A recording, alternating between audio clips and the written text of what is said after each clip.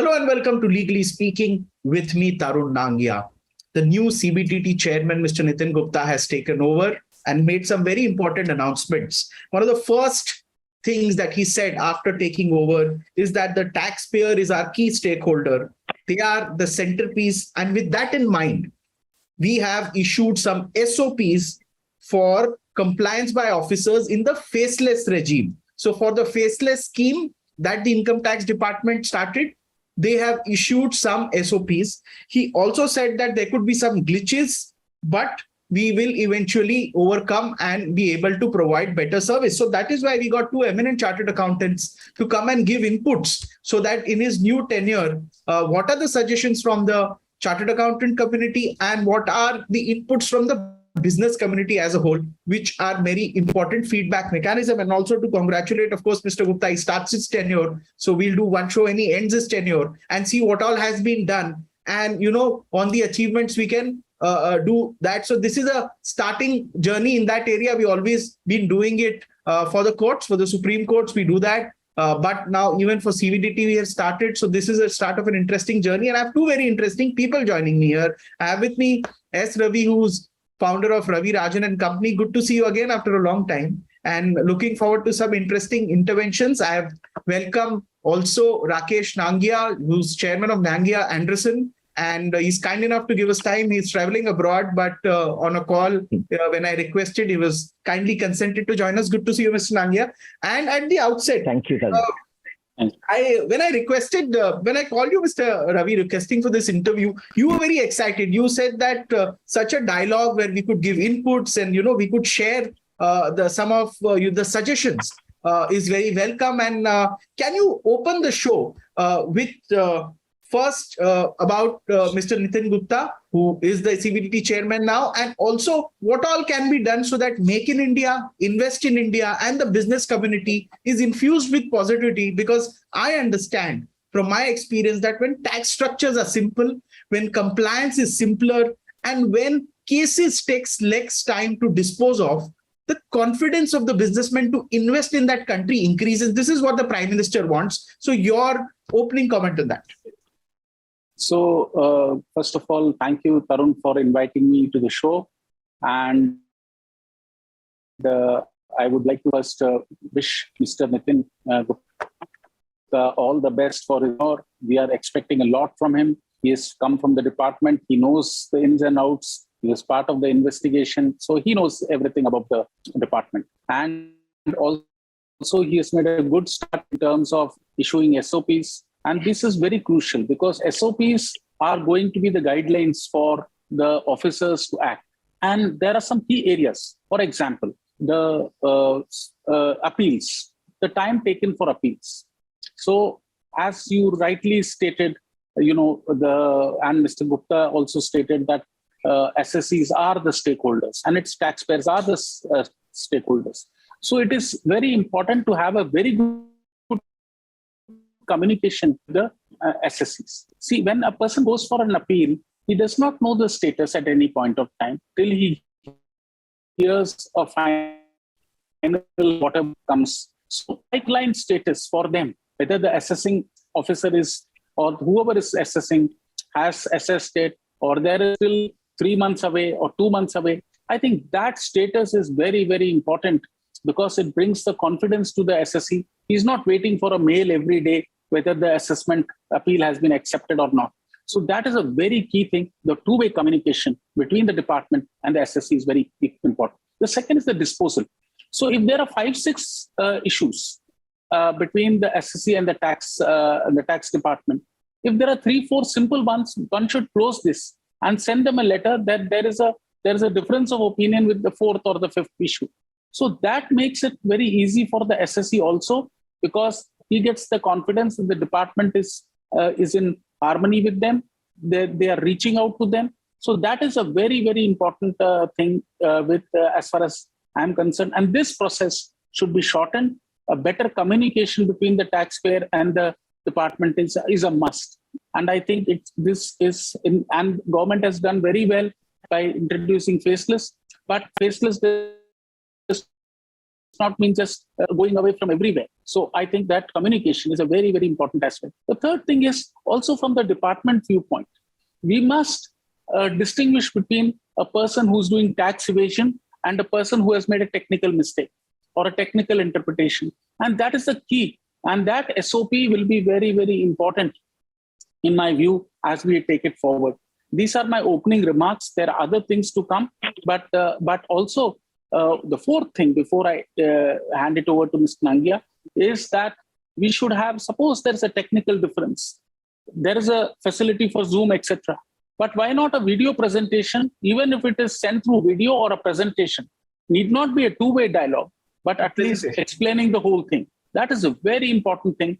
And for investors to be in India, for the bigger players to be in India, especially the middle level of businessmen to be in India.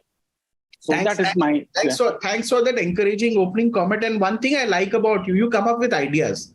That is something which is well appreciated, because it is one thing to comment on some action initiated, but other thing to come up with ideas, which is one key thing that I'll go to Mr. Rakesh Nangia. The CBDT earlier this month issued a set of internal guidelines for income tax department assessing officers to remove or reduce the procedural errors in the faceless process.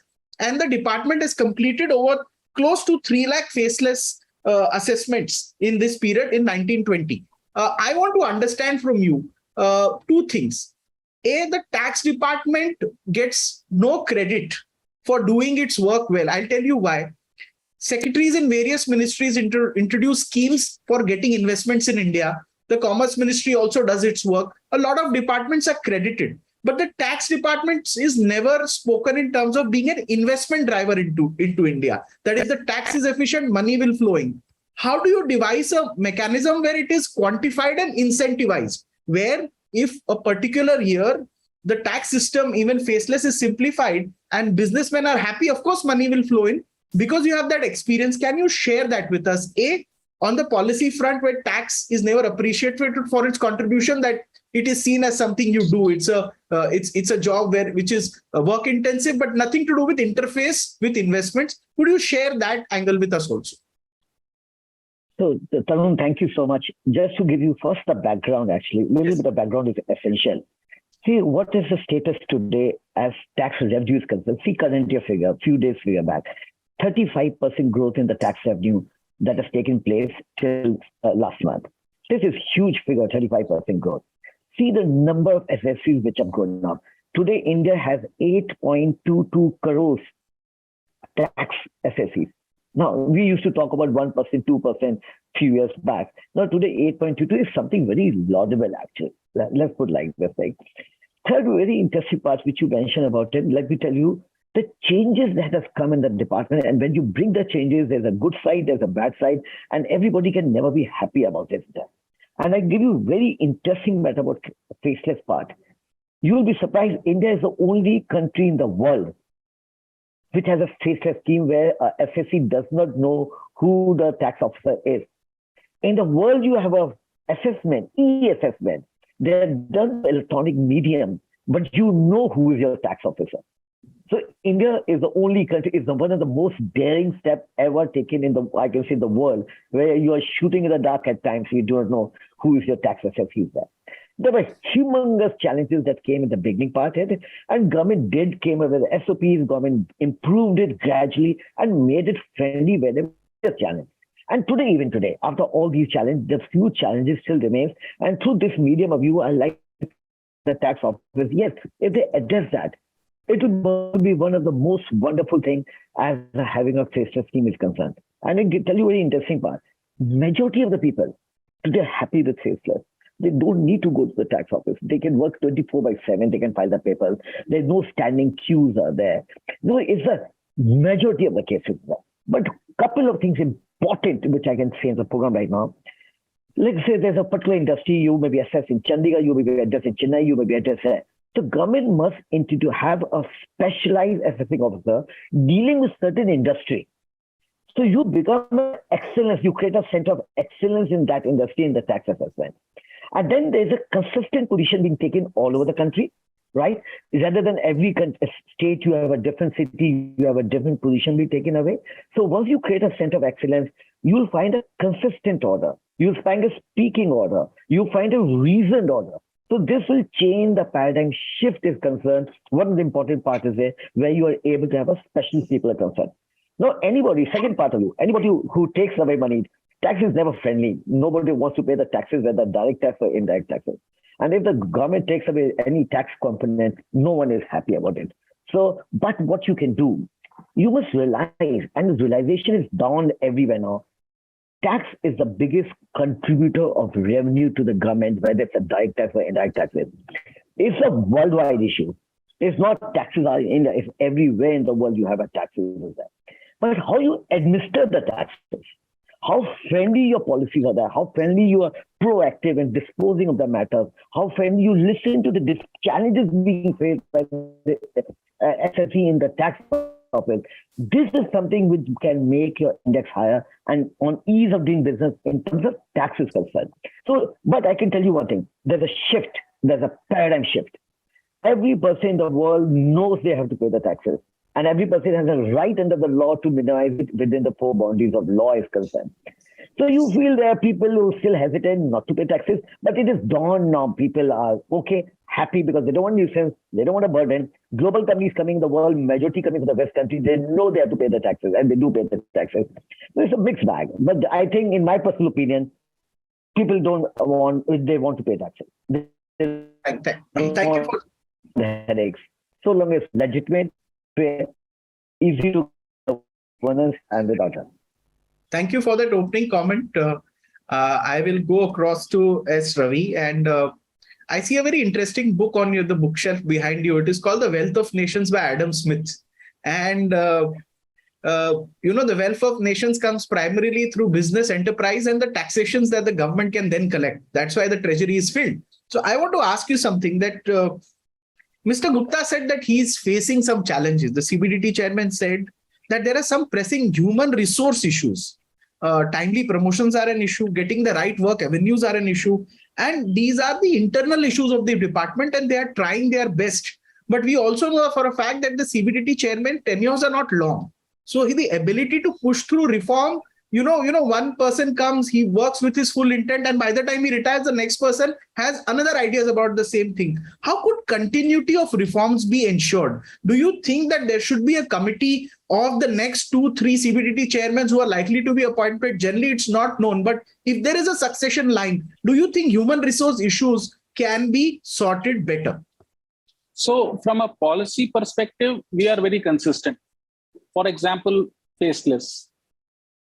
All that part is very clear. But when it comes to administration, there are challenges because there are human beings of various capabilities, and capabilities are not uniform.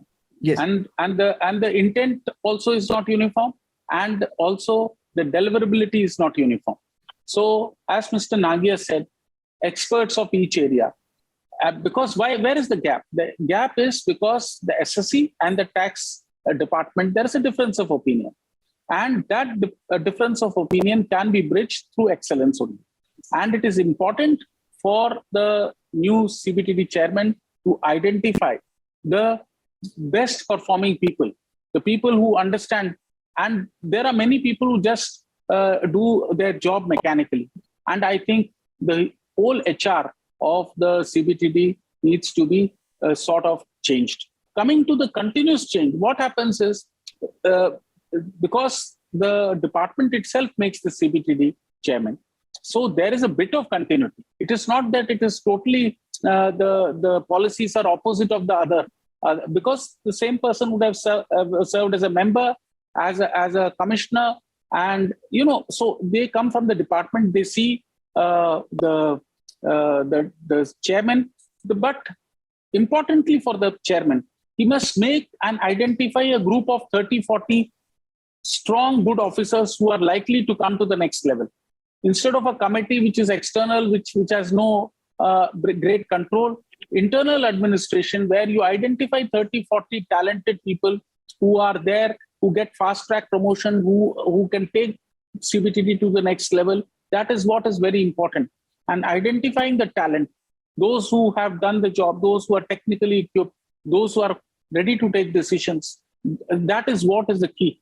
And I think that should be done as quickly as possible by the CBDT chairman. A very quick follow-up question before I go to Mr. Rakesh Nangia. I was researching for this show. I came across an article authored by Cyril Shroff, managing partner, and Rishabh Shroff, who's the partner of Cyril Amarchand Mangaldas. They gave some statistics that 8,000 high net worth individuals are expected to leave India by 2022, which is the end of this year. And a staggering 390,000 Indians have renounced citizenship in the past 3 years. And they went to friendly jurisdictions like UAE, Portugal, Greece, Malta. And they made a very interesting point. They have relocated in their citizenship, but they continue to stay in India. Their businesses are in India. Only their citizenship is non-Indian. So they make money in India. Their employees are in India. Many times their families in India, but they are not Indian citizens. Now, why this phenomenon is suddenly, you see this happening, and what can be done to stop this? That, you want to do business in India, you make money here, but you're not an Indian citizen. How do you get across this? Is this done for a stronger passport? Why are businessmen doing this? So first of all, let us clear this perception. Having a passport externally and having a residential status for income tax are two different things. And I think people are mixing it up, absolutely mixing it up. What if I have got a Cyprus citizenship, but still I have business in India, I have to pay taxes here. So this misnomer which is there has to be sort of communicated to the SSCs very strongly. And I think we should also dialogue with a few people who are, why are they going to do this? What is their constraint? I think that is a very important feedback mechanism that we should do. It's a more of a perception issue than an actual issue. You mean they are giving citizenship based on perception, not that it makes any difference to the compliances that they have to do? Absolutely. Second point, very, very important is, as I mentioned, feedback. The second point is very, very important is, why are they doing this? What is the root cause of this? Because maybe they feel that the taxation is higher. Let us do an analysis of where people are migrating and what is the advantage they are getting. Good idea. If you look at the advantage they are getting, it will be nullified in the long run. Absolutely. So their stay cost, suppose somebody has shifted to Malta, as you said, the stay cost is going to increase. Their business is in India. So people are there is a communication gap here, and people are not able to understand this. So once we deliver faster, quicker refunds, faster assessments, faster disposal of appeals, and give them the confidence. Let me also make a very fine point, and I'm just transgressing into something. GST, which is just a 5-year-old thing, there were glitches in that. And due to that, there were a lot of triggers. It is not because of income tax only. So people have got a lot of notices. The GST rules itself, people feel the arrest is a very important thing. So all this is also causing this. In fact, you gave me a topic for my next show. Thank you, Mr. Raj, on the GST. So what is happening is, so it is not, income tax alone cannot be the reason. So let us, root cause analysis, why are they going? I think we should get to them, understand, and that is where there is a lack of dialogue. And that is what I think we should focus on. Thank you. Because India has a great avenue, and people are making money out of India, but why should they take a citizenship which has no meaning? That's an important point you shared with us. Thank you for that perspective. Mr. Rakesh Nangia, your input on the very same question. I just have to add one thing. Tax is not the only or solitary reason for people to move out of India is concerned. Like Mr. Ravi also said the same thing, right? It is a host of issues. And the biggest host, if you're a businessman, is the ease of doing business. As a complete ecosystem is concerned, right? So if you say people are moving only because of tax, I think you'll be on a very low on the bucket list, as could be one of the reasons, but not the main dominant factor for leaving the country is concerned. You may have a global business, you may have a regional presence. I may be exporting 80% of my products to USA. I don't want to live in India. I want to live in a friendly jurisdiction. And rightly you see that. Till you do not shift your operations, it doesn't make a difference. You're paying taxes in India, you're giving an employment, you're getting a GDP, you're manufacturing, you're exporting, everything is as in India.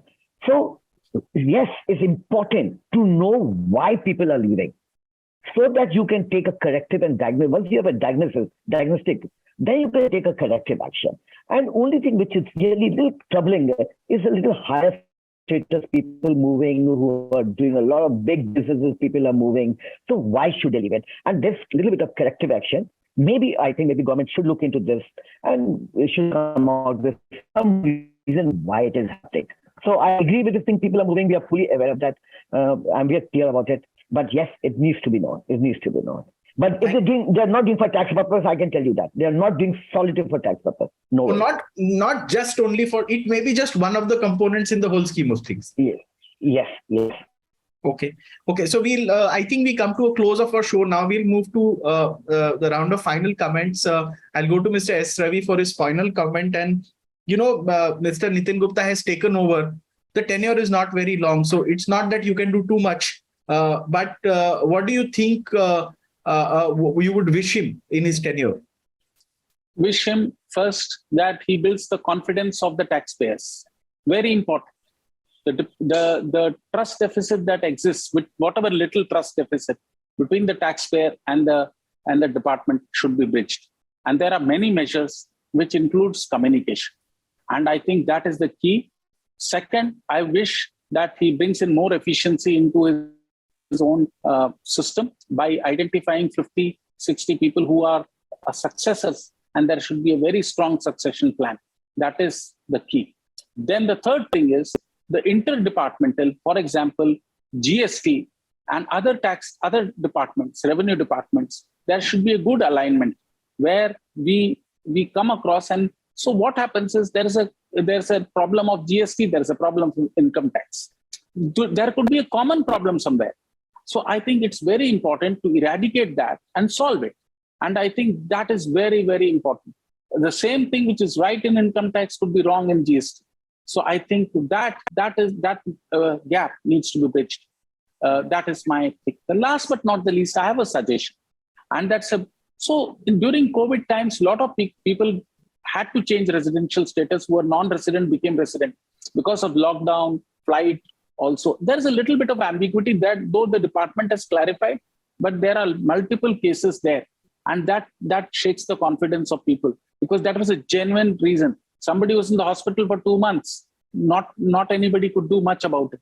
There is a exemption available. But what happened? People were not aware of it. They were ignorant of it. So a second opportunity should be given to clear all those cases, not genuine cases. I'm not talking of malified issues, but genuine cases. There should be an opening so that these type of notices should be this thing. Now, one last suggestion. Giving notice should be done by a committee. Every notice that is issued should have the approval of certain senior people. And that is the key, because what will happen when you issue a notice, you are issuing a notice based on certain inputs. So my judgment could be wrong.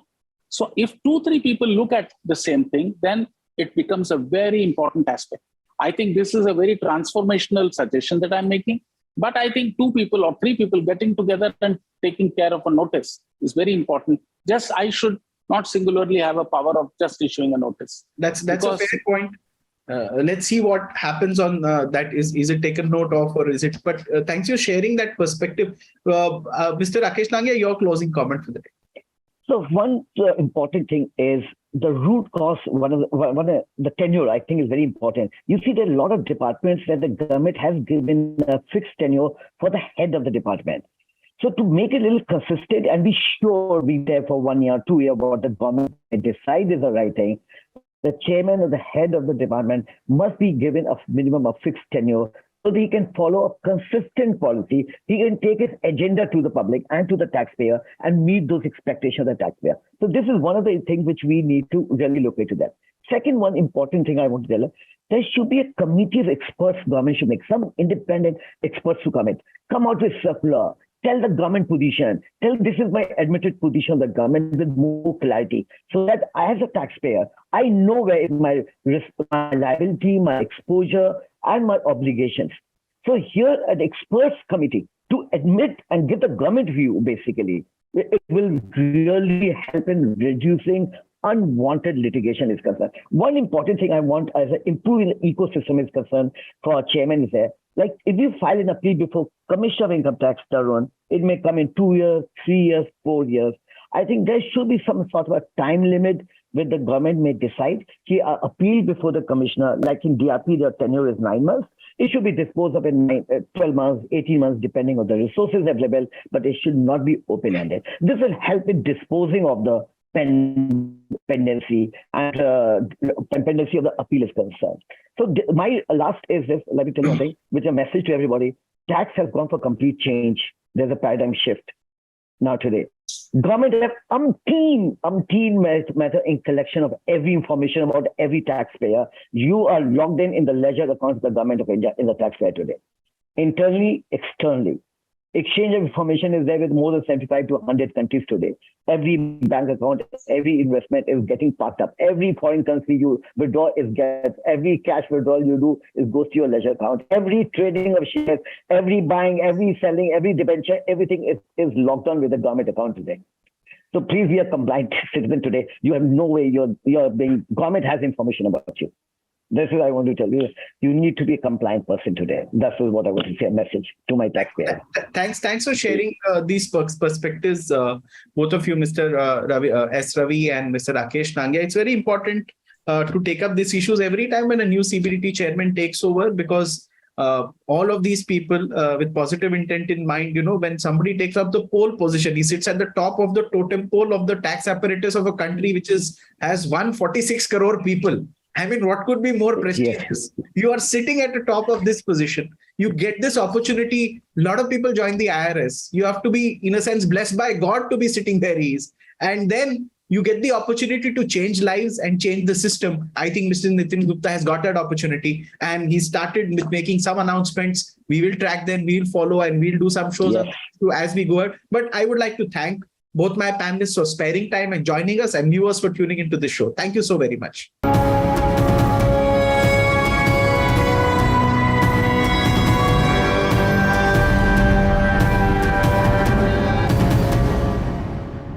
For more such videos, subscribe to the NewsX YouTube channel, hit the bell icon.